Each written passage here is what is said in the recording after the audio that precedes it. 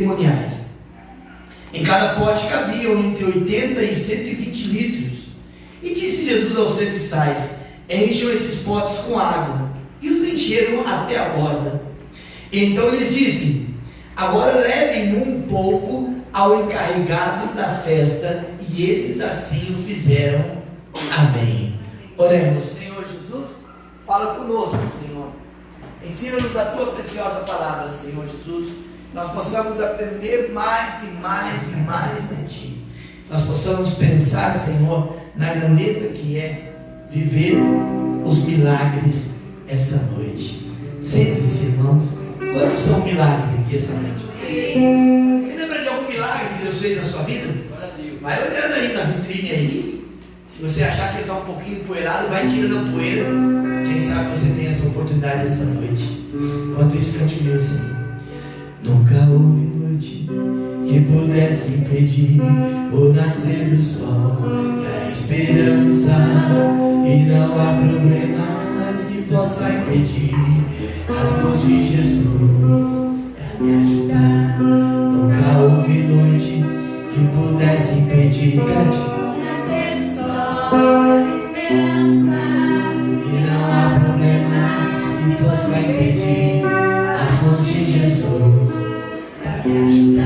Haverá um milagre dentro de mim, vem descendo o rio pra me dar a vida. Esse rio que emana lá da cruz, lado de Jesus. Haverá um milagre dentro de mim, vem descendo o rio pra me dar a vida. Esse rio que emana lá da cruz, do lado de Jesus.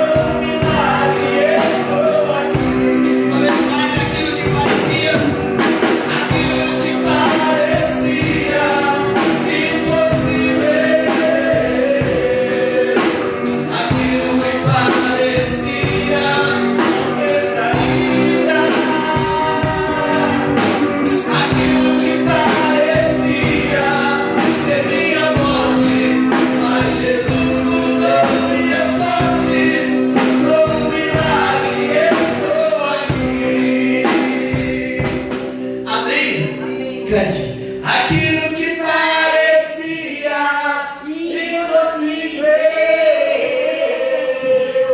aquilo que parecia não ter saída, aquilo que parecia ser minha morte, mas Jesus mudou minha sorte. Sou um milagre, estou aqui. Só quem é um milagre aplaude ao Senhor Jesus. Só aquele que é um milagre aplaude ao Senhor Jesus Cristo. Exaltado é o nome do Senhor. Vivemos, irmãos, em um mundo tão imediatista, tão urgente, que nós temos a facilidade de nos esquecer dos milagres. É muito fácil nós nos esquecermos dos milagres, porque eles passam e eles já não atendem à necessidade de hoje. Gideão fala no livro de Juízes, capítulo 6, ele fala: Senhor, se o Senhor é conosco, onde estão os milagres? Parece ser que em algum momento a gente esconde os milagres embaixo da cama, a gente põe dentro de um armário e fecha as portas e tranca ali, e ninguém mais vê ou ouve falar dos milagres. Porém, os milagres na minha vida e na sua vida, eles devem estar expostos em uma vitrine, para que sirvam de testemunho por tudo aquilo que Deus fez na sua vida.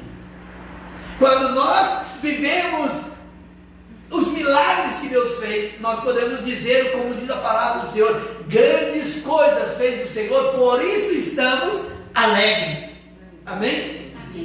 Mas se nós simplesmente olharmos o agora, provavelmente nós não veremos os milagres.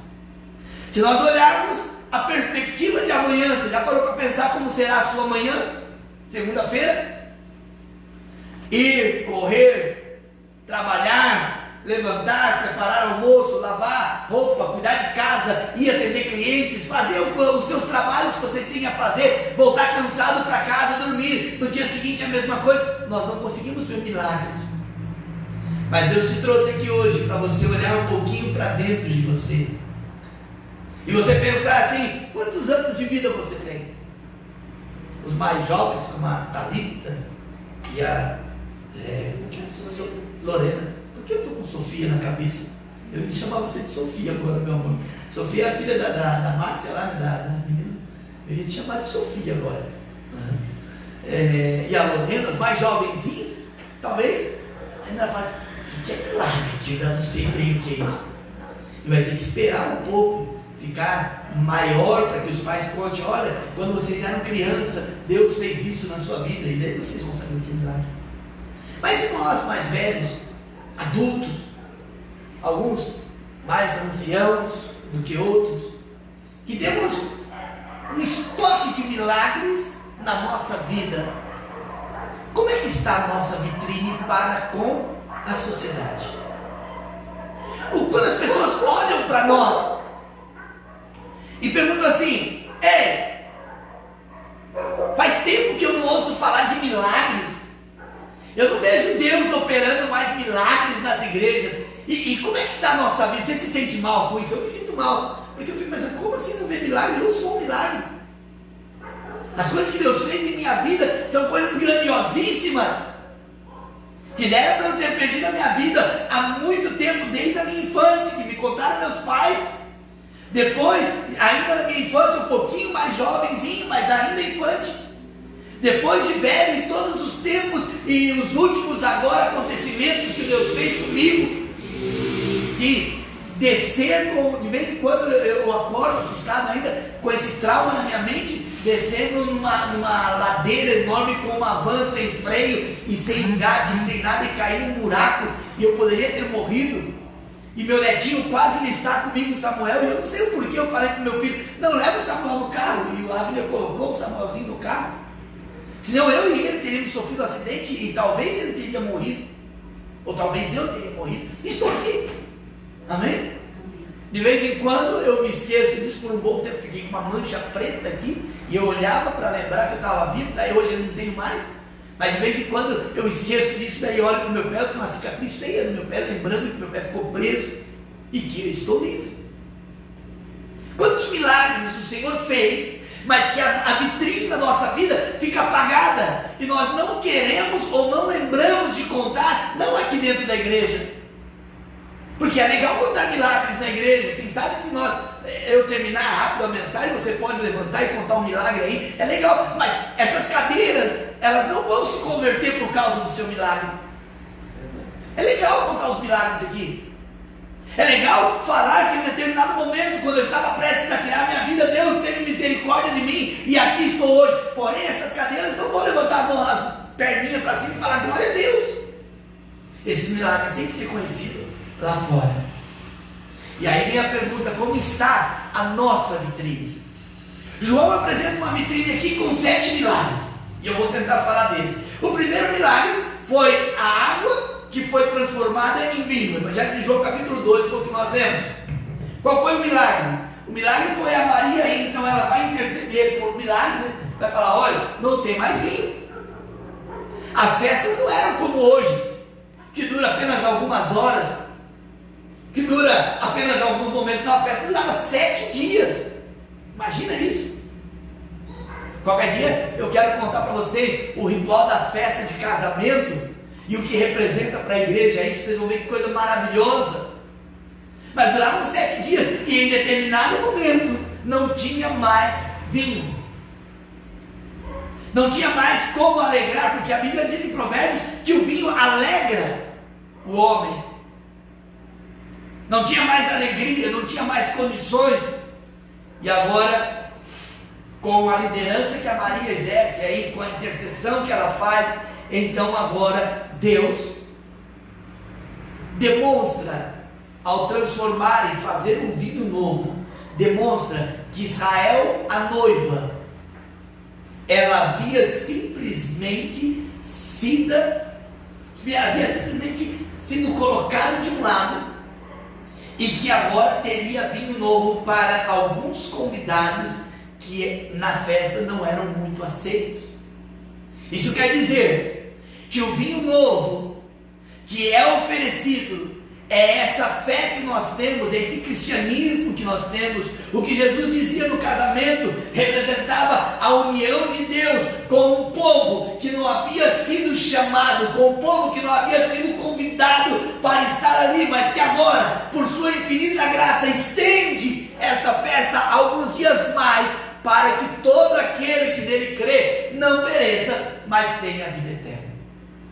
Que vitrine maravilhosa é essa? Porque muito mais do que pensar em transformar o estado mineral para o estado vegetal, que foi isso que aconteceu, só aí já é um milagre enorme. A água, ela está no seu estado mineral e agora foi transformado para um estado vegetal, que era fruto da vide. Só aí já está um milagre enorme. Mas a ideia não era simplesmente mostrar esse tipo de situação, não era demonstrar somente esse tipo de coisa, mas sim que a festa se estenderia um pouco mais. Haveria ainda alegria para as pessoas, para que todos pudessem se alegrar naquela festa. Isso aconteceu conosco. O Evangelho de João diz que ele veio para os que eram seus, e os seus não o receberam. Amém. Não receberam. Comeram, beberam, foram embora e acabou. Mas a todos quanto receberam, a saber os que creram no seu nome, a esses foi-lhe dado o poder de serem feitos filhos de Deus. A festa do casamento continua hoje sendo celebrada por mim e por você, porque um dia o Senhor transformou aquilo que era natural da lei, aquilo que era mineral, aquilo que era natural para Israel, a sua nação, o seu povo escolhido, o seu povo adquirido, e agora foi transformado para um povo como eu e você, que éramos simplesmente o fruto de uma videira, somente isso. E o Senhor escolheu você para dar o melhor vinho, para dar o melhor que Ele poderia oferecer. Ele escolheu você. Diz para o seu irmão assim: Deus escolheu você. Deus escolheu você. Começa a perceber que ao olharmos a vitrine, que estava então um pouco apagada, e agora a gente olha lá e percebe que tem vinho, tem um pote de água e tem um pote de vinho ali, mostrando um dia Deus transformou a água em vinho, e essa vitrine começa a florar. E o meu pedido a Deus essa noite é que no seu coração também a vitrine dos milagres que você carrega na sua vida, ao longo do tempo de vida que você tem, comece a brilhar de tal maneira que você pense assim: como não servir ao Senhor, como não adorar ao Senhor, como não glorificar ao Senhor, se eu sou um milagre na presença do Senhor, se eu tenho vivido a graça de Deus na presença do Senhor, se eu tenho vivido o melhor de Deus, como não? Só que não é uma taça, não é uma galeria de troféus como os times de futebol, os grandes times têm. Você sabe, eu não sei se você sabe como tudo começa nos times de futebol, né? Eles começam num bairro, jogando ali, aquele time pequeno, começa a jogar, e aí tem um boteco, tem um bar ali, onde eles começam a guardar os troféus de várzea deles, e aí você vai num determinado bar e está cheio de troféu, porque aquele time do bairro começou a ganhar. Logo, esse time começa a crescer, e eles têm os estádios lindos, monumentais, como nós temos aqui em Curitiba, e grande, e logo eles têm que ter uma sala, talvez até maior que essa. Eu nunca fui em nenhuma delas, mas talvez maior que essa, para colocar os troféus, indicando: olha, nós já ganhamos esse, e aquele troféu de maior esplendor, ou de maior honra, ele está em destaque, para que as pessoas possam ir ali do lado, tirar uma foto e todas essas coisas. O que nós estamos falando hoje não é um troféu de vitória, que você simplesmente fala: eu ganhei a minha vitória, a chave da minha bênção. Não, é um milagre que Deus fez em sua vida, é diferente. É o que Deus fez. Nós estávamos mortos, estávamos perdidos, estávamos desorientados, estávamos desencontrados, e o Senhor nos colocou em uma posição, e aí está o milagre. Estávamos doentes, acamados, paralíticos, estávamos mortos, estávamos enfermos de todas as maneiras, e o Senhor nos restaurou, e aqui estamos nós. Amém? Estávamos desempregados, vendendo pão para comprar a manteiga, e quando comprávamos a margarina, daí nós não tínhamos o pão, e almoçava e esperava a providência de Deus para a janta. Estávamos nessa situação, e o Senhor hoje, você abre o seu armário e você tem alimento, porque Deus tem prosperado a sua vida. Os milagres estão acontecendo, não como troféu, mas como honra, para dizermos assim: nós somos um milagre. Amém? No Evangelho de João, capítulo 4, versículo 46, eu não sei se você tem aí ainda aberto, conforme eu te pedi, se não tiver eu acho aqui. Evangelho de João, capítulo 4, versículo 46, nós temos um segundo milagre, bem interessante, que era Jesus curando o filho do funcionário do rei. Mais uma vez, ele visitou Caná da Galileia, onde tinha transformado água em vinho. Lembra lá do mesmo milagre? E havia ali um oficial do rei, cujo filho estava doente em Cafarnaum. Quando ele ouviu falar de Jesus, que Jesus tinha chegado à Galileia, vindo da Judéia, procurou e o suplicou que fosse curar o seu filho, que estava à beira da morte.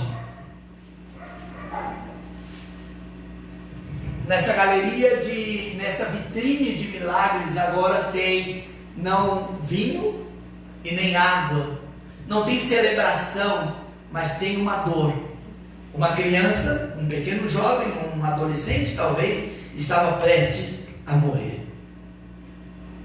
O homem pediu que Jesus fosse curar o filho, e Jesus liberou apenas uma palavra, e não foi. Apenas liberou uma palavra. O que foi que a liderança, o povo judaico entendeu? Os judeus se achavam os únicos escolhidos, então não haveria milagre para esse centurião. Não havia milagre para essa gente, era isso que ele pensava, a liderança pensava dessa forma, não havia milagres. Mas quando o Senhor Jesus cura esse menino, então deixa claro uma situação, que a cura, a bênção da cura divina é para todos. Amém? Amém? Amém? A bênção da cura divina é para todos. Não importa se era judeu, como a liderança judaica pensava. Não importa se era a pessoa, ele era da corte romana, e pelo fato de subjugar Israel, então eles não queriam muito acordo. Na mente deles era melhor que morresse realmente todos, porque eles estavam subjugando Israel. Quando o Senhor o cura, então vem a ordem e vem o exemplo para nós, nessa vitrine de milagres, vem um exemplo para nós, que a cura é para todos. Todos aqueles que puderem crer receberão e verão a glória de Deus. Irmãos, a enfermidade que todos nós muitas vezes carregamos, ela não é para ser carregada por nós. Você pode ter uma enfermidade física, mas aqui está o Senhor que pode te curar essa noite.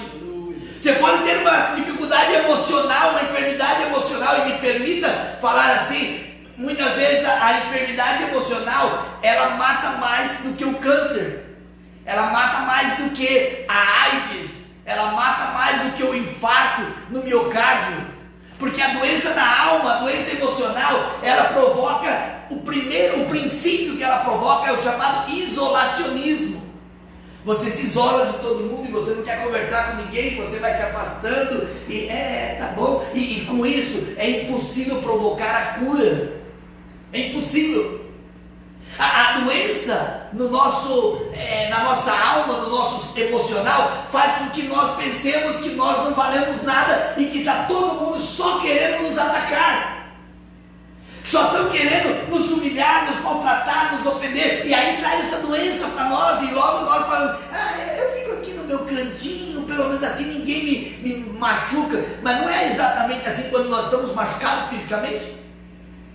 Você está com alguma coisa na mão ou no braço e alguém vai: tudo bem, você já se encolhe para que não bata ali, não machuque.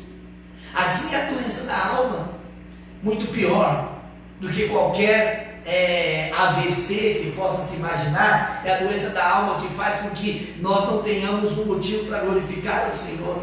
nós não tenhamos um motivo para louvar a Deus, porque nós olhamos a vitrine de milagres e parece ser que os milagres todos se acabaram, e que não tem mais poder os milagres, não tem mais força os milagres. Mas olha, irmãos, se a bênção da multiplicação, da transformação do vinho, da água em vinho, queria dizer que a salvação havia chegado para nós, agora a bênção da cura do filho do oficial do rei queria nos dizer que a cura divina é para todos nós.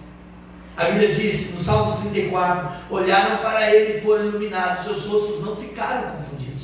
Olhe para Cristo, olhe somente para Cristo, e você vai ver que seus rostos não vão ficar confundidos, e vocês sairão curados em nome do Senhor Jesus. Você tem aí na sua vitrine, dentro de você, você tem aí na sua vitrine esse milagre.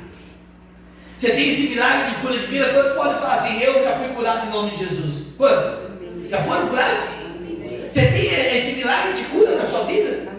Então testemunhe isso, não aqui, mas testemunhe lá fora. Comece a contar para todos: eu sou um milagre. Jesus me curou. No Evangelho de João, capítulo 5, fala do paralítico e fala sobre um cego de nascença. Esse cego, ele não tinha esse globo ocular, essa bola branca aqui do olho, era tampada, era um buraco aí. Ele não tinha isso. E o Senhor o curou. E quando ele volta enxergando, as pessoas dizem: esse daí não é aquele cego?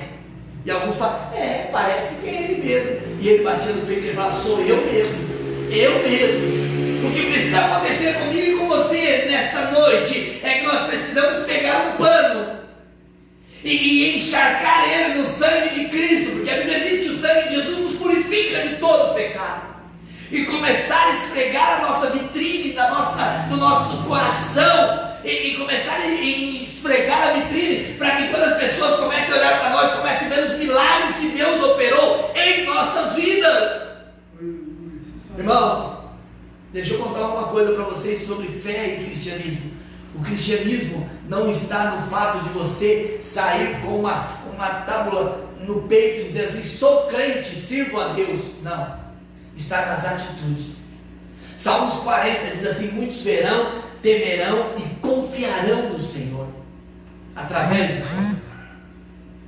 Charles Spurgeon falava a seguinte frase: pregue a palavra de Deus em todo o tempo, e se preciso for, utilize palavras. Pregue a mensagem em todo o tempo, e se for preciso, utilize palavras. Que as nossas atitudes não precisem falar, não precisa ser comentado: não, é porque eu faço. Não, simplesmente seja, e Deus irá operar. Essa vitrine é tão linda que vale a pena as pessoas verem você, o Cristo bendito que nós servimos. Um terceiro milagre está lá no Evangelho de João, capítulo 5. Jesus cura um paralítico de 38 anos no tanque de Betesda. Lembra dessa história? Eles acreditavam, algumas pessoas acreditavam, não eram judeus que acreditavam nisso, isso daí era uma crença local, isso não era uma crença judaica. É preciso compreender isso. Não tinha essa ideia de que anjo descia lá, isso era uma crença, isso era um mito. Amém? E eles acreditavam que em determinado tempo em tempo um anjo descia lá e movia as águas, e o primeiro que caísse lá dentro era curado. Isso era o que eles criam. Só que esse homem estava nessa fila há 38 anos, esperando. E ele falou para o Senhor assim: e toda vez que o anjo move as águas, eu não tenho ninguém para me jogar lá dentro. E aí eu perco a minha chance. Eu perco a minha oportunidade. O coitadismo havia chegado no coração dele.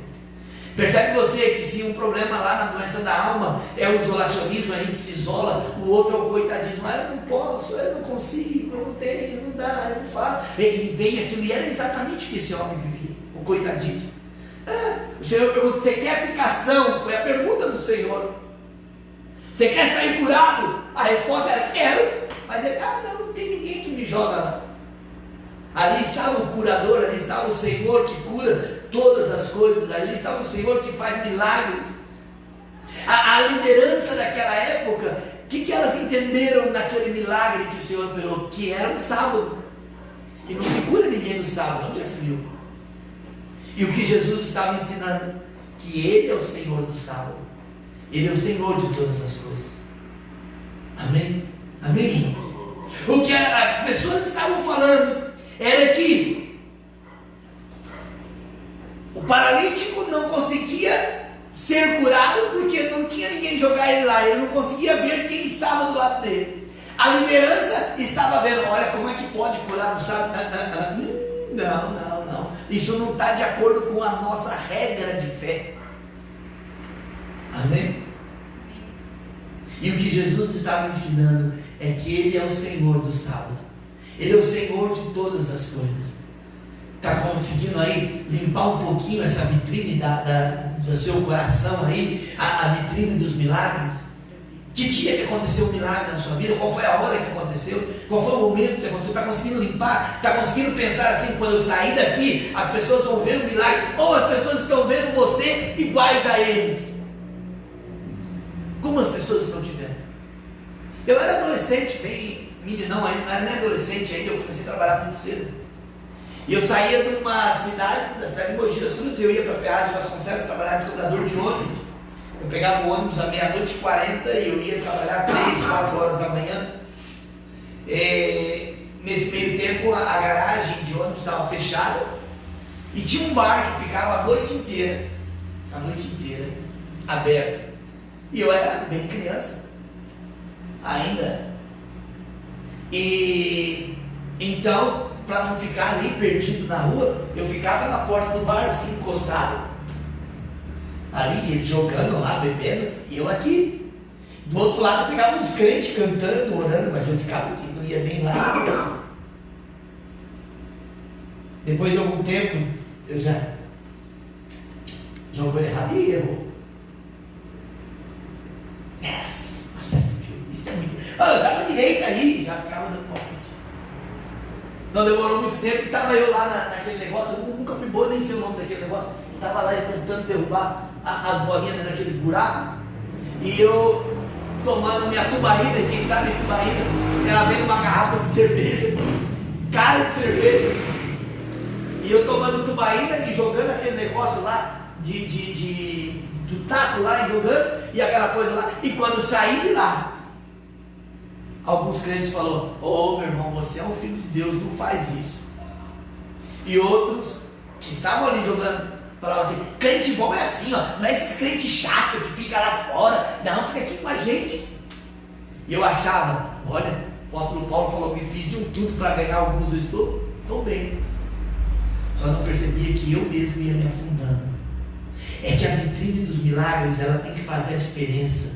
Nós não fomos chamados para ser iguais ao mundo. A Bíblia diz, não ameis o mundo e nem o que o mundo há. O mundo passa e as suas concupiscências, mas aquele que faz a vontade do Senhor, esse permanece para sempre. Amém? Amém? É que nós somos chamados para ser um povo diferente, isolados. O Salmos 1, que diz o Salmos 1? Bem-aventurado o varão que não anda segundo o conselho dos, que não se assenta à roda dos, que não se detém no caminho dos, antes tem o seu prazer na lei do Senhor, e na sua lei medita de dia e de noite, pois será como árvore plantada junto a ribeiro de água, que dá o seu fruto na estação própria, cujas folhas não caem, mas tudo quanto fizer prosperará. Exaltado o Senhor. Para que as pessoas vejam a vitrine do milagre em mim, eu preciso entender que eu não posso andar como o mundo. Não ameis o mundo, não ame o mundo, não ame as coisas do mundo. Comece a olhar as coisas diferentes. Somos da luz e vivemos para Deus. E ao viver para Deus, as coisas não podem mais concorrer com as trevas. Simplesmente nós nascemos para viver o melhor de Deus. O paralítico via a impossibilidade. A religião via a guarda do sábado. E você, o que viu ali? Eu vi uma possibilidade do Senhor nos curar e o Senhor cuidar de cada um de nós. O quarto milagre, Evangelho de João, capítulo de número 6, fala da multiplicação dos pães. E o Senhor multiplica os pães, começa a dividir os pães. Nesse milagre, algumas coisas acontecem. A liderança se revolta com Jesus porque eles percebem que Jesus estava querendo se mostrar parecido com Moisés e por conseguinte parecido com Deus. Então eles se revoltam. A liderança se revolta. Não, mas não é desse jeito. Não é assim que funciona. O povo tinha saciado a fome, o povo tinha alimentado, o povo estava bem, mas o povo fala, não é assim que funciona. E Jesus verdadeiramente dizia que ele era o maná, ele era o pão vivo descido dos céus, ele era a prosperidade para todo aquele que pode crer. Eu não sei vocês, irmãos, mas eu olho essa pandemia que nós entramos, e vamos ser sinceros, cada um de nós, era para nós termos passado dificuldades, talvez mais do que as que nós passamos. Era para nós termos encontrado pessoas carentes e sem condições, e nós realmente encontramos, mas aqui na igreja o Senhor cuidou de cada um de vocês, sim ou não? O Senhor não parou. Foi difícil? Claro que foi. A economia caiu drasticamente, claro que caiu, mas assim como o apóstolo Paulo, nós podemos dizer que aprendemos a viver com muito e também com pouco. Assim como o apóstolo Paulo, nós podemos dizer, nós aprendemos a desfrutar do maná dos céus, mas aprendemos também, em algum momento, chorar pela falta do alimento como nós gostaríamos, mas nunca Deus nos desamparou. Deus sempre cuidou de você. Você consegue ver essa vitrine de milagre dentro de você? Consegue ver essa situação enquanto todos estavam falando assim, agora é um santarrão, agora é uma santarrona, agora só quer saber de Jesus, não quer mais saber de outras coisas. Enquanto todos estavam falando isso, você vai limpando essa vitrine de milagres e você vai perguntar assim, Senhor, para quem iremos se só tu tens palavras de vida eterna? Senhor, para onde eu vou me virar, para que lado eu vou me virar, se só o Senhor tem me dado palavras de salvação e de alegria? O quinto milagre, Jesus caminha sobre as águas. Evangelho de João, capítulo 6, versículo 16. O milagre de Jesus vem caminhando sobre as águas ao encontro do barco, no meio de uma tempestade. O Pedro meio que afunda nessa caminhada. O Senhor pega ele, coloca ele no barco e ele chega do outro lado. Esse foi o milagre. O que a liderança via sobre isso? O que a liderança enxergava? Enxergava apenas um fantasma, enxergava apenas uma visão de ótica, uma ilusão de ótica, me perdoe.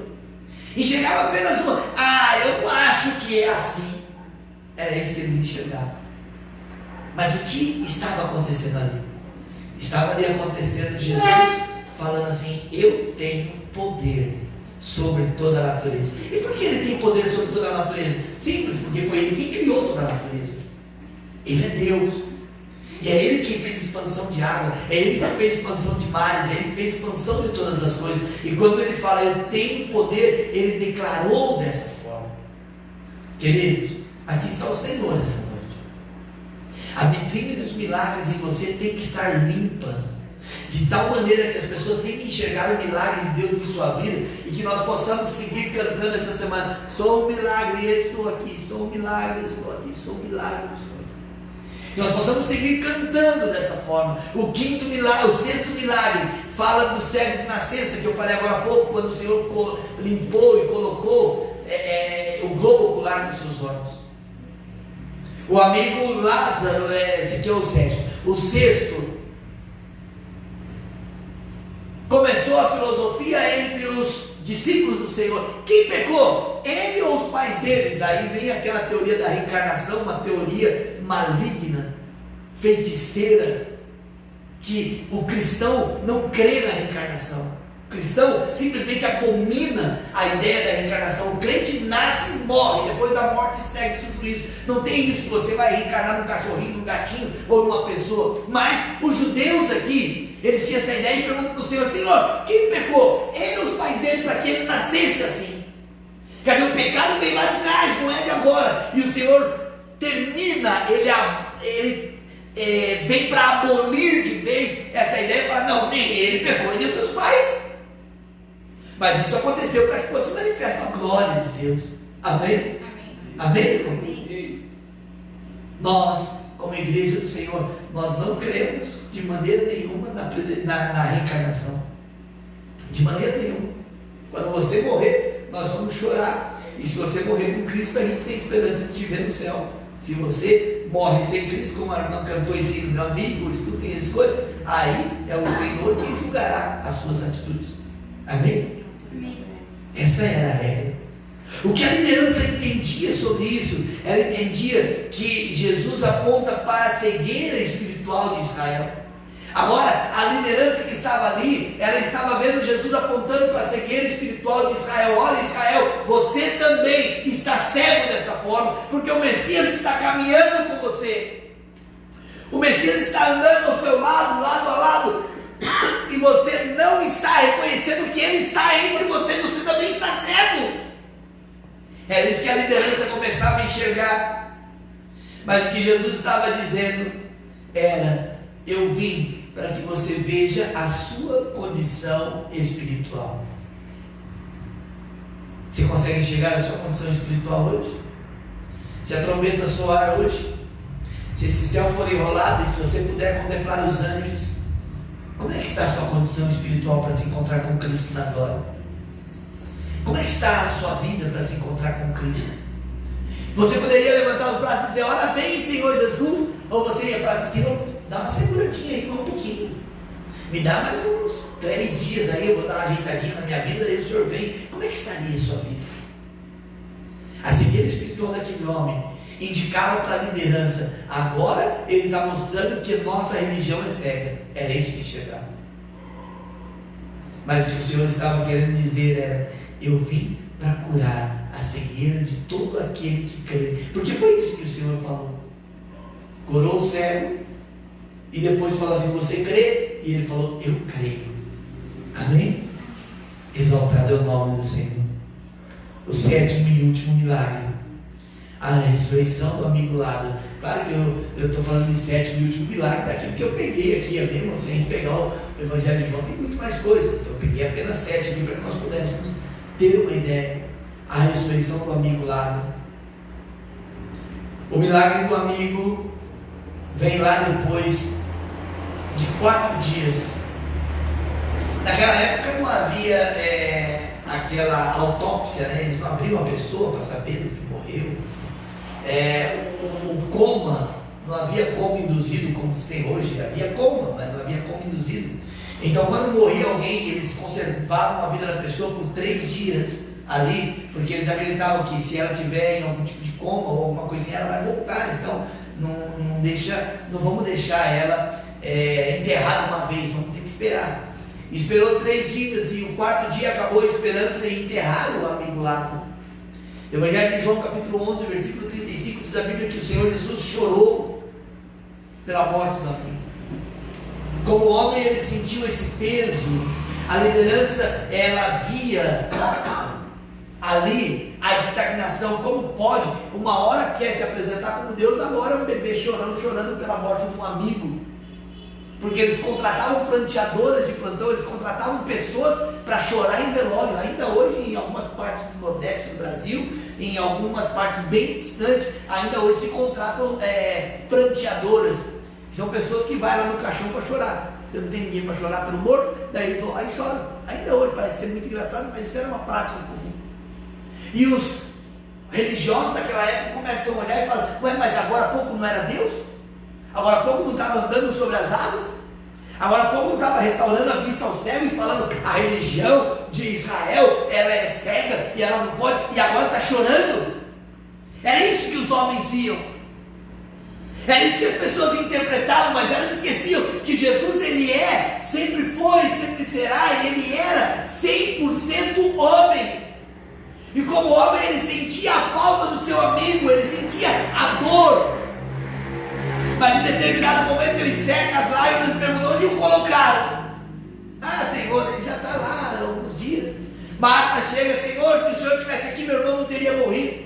Maria chega: Senhor, se o Senhor não estivesse aqui, meu irmão não teria morrido. E o Senhor fala o que para ela? Fala: que pena, eu peguei trânsito aí, foi difícil. Mas não foi isso que ele falou? Não. O que ele disse? Ele disse: eu sou a ressurreição e a vida. Ele não disse: eu tenho aqui um pó de pirlim-pim-pim e a gente joga nele como uma bruxaria e ele vai voltar a viver. Ele não falou: eu tenho a ressurreição, não. Ele disse: eu sou. Sou eu que ressuscito. Sou eu que levanto, sou eu que derrubo, sou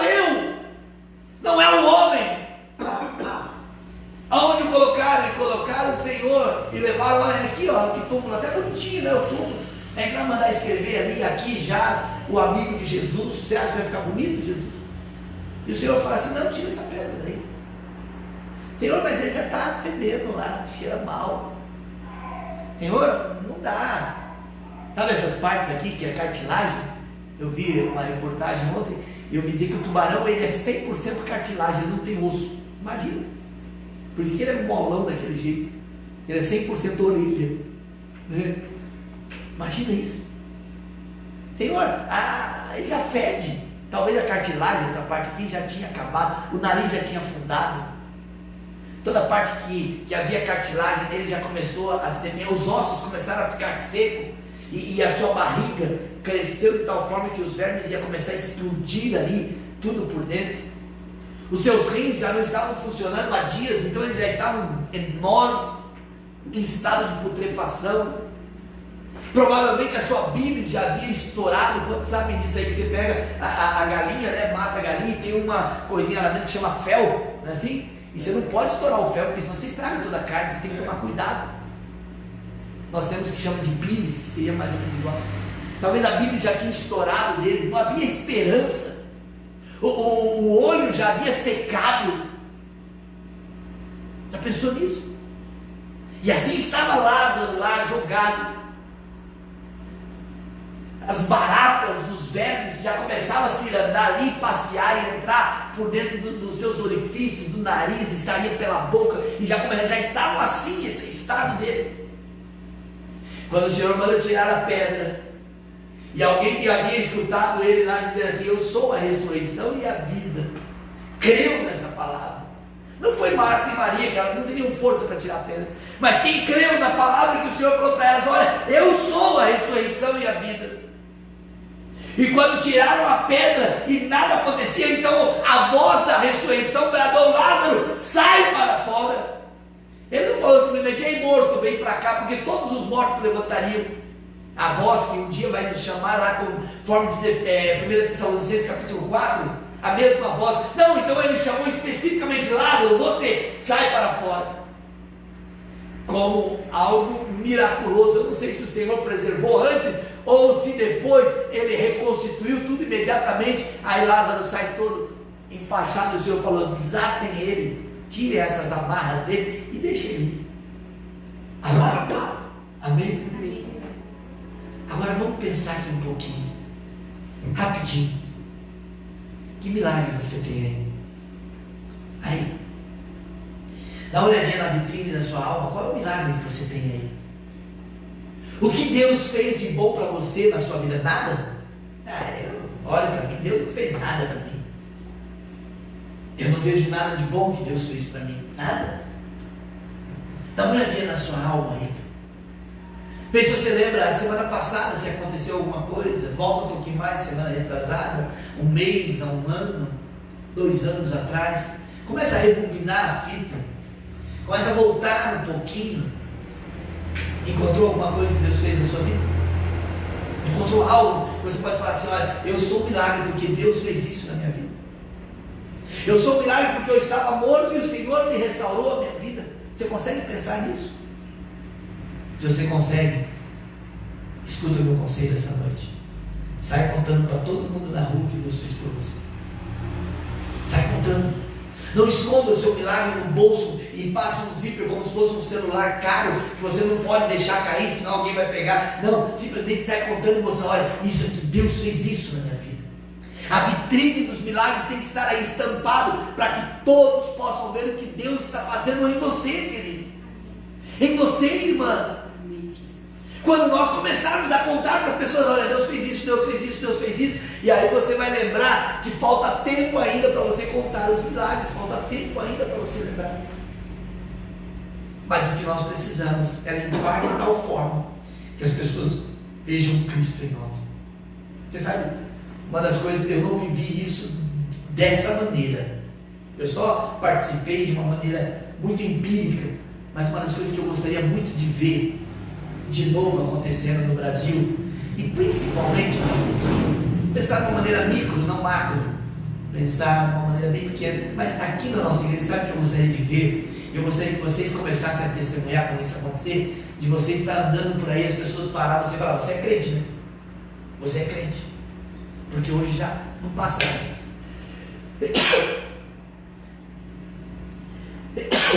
Me perdoe. Hoje já não acontece mais isso, né? Mas antigamente as irmãs andavam pela rua e não confunda, não, irmão. Ah, mas é porque era moda. Não confunda, não vem com hipocrisia pro meu lado, porque eu tenho 51 anos, eu vivi desde a minha infância dentro de uma igreja. Então não vem falar para mim, não, mas as irmãs eram confundidas, elas sabiam porque elas usavam um saião e usavam uma blusona e por isso que elas... Desde que o mundo é mundo, as mulheres usam saia. Amém? E me perdoe a expressão, desde que o mundo é mundo, as meretrizes e as prostitutas de rua também usam suas micro saias. Então não vem falar para mim que, não, mas é porque naquela época não tinha vaidade. Não, também não tinha tua língua comprida também que tem hoje, a gente tem que aguentar. A verdade é que naquela época havia uma vitrine de milagres e havia uma cara de santidade na sua face estampada, que onde você andava, ninguém olhava o tamanho da sua saia, o sapato que você tinha, ninguém olhava a sua gravata, se era pequena ou grande, simplesmente olhava o brilho de Deus em sua vida. E o que nós precisamos hoje de novo é o brilho de Deus em nossas vidas. Porque quando o brilho de Deus está na minha vida e está nas suas vidas, aonde nós vamos andando, cumpre o que diz a palavra do Senhor, os sinais seguirão os que creem. Se você crê, o sinal vai te seguir. E aí as pessoas começam a falar, ué, não é crente? Não é crente? Porque hoje, quando se fala de crente, o que fala de crente? Fez tudo errado na vida, agora está na igreja. Mas a igreja é para isso. Só que as pessoas falam dessa maneira, fez tudo errado, cometeu todo tipo de erro, matou, roubou, fez tudo que podia, agora vai na igreja, dá uma de santo. Não é dar de santo, é ser santo. É que a vitrine de milagres precisa estar estampada de tal maneira que nós possamos falar assim, eu sou um milagre, Cristo vive em mim. Limpa a todo dia com o sangue de Cristo a sua alma, irmãos. Purifica todo dia com o sangue de Cristo a sua alma. Vai limpando, vai limpando, vai limpando. Para quê? Para que quando outros que precisar de um milagre possam enxergar em você e falar assim, olha, o que tem acontecido na sua vida? E aí você poder dizer assim, é que eu sou um milagre, Cristo vive em mim. Vamos ficar de pé? Quantos estão com Cristo aqui essa noite? Amém. Feche os seus olhos. Feche os seus olhos, Senhor. Eu quero, Senhor Jesus Cristo, te pedir.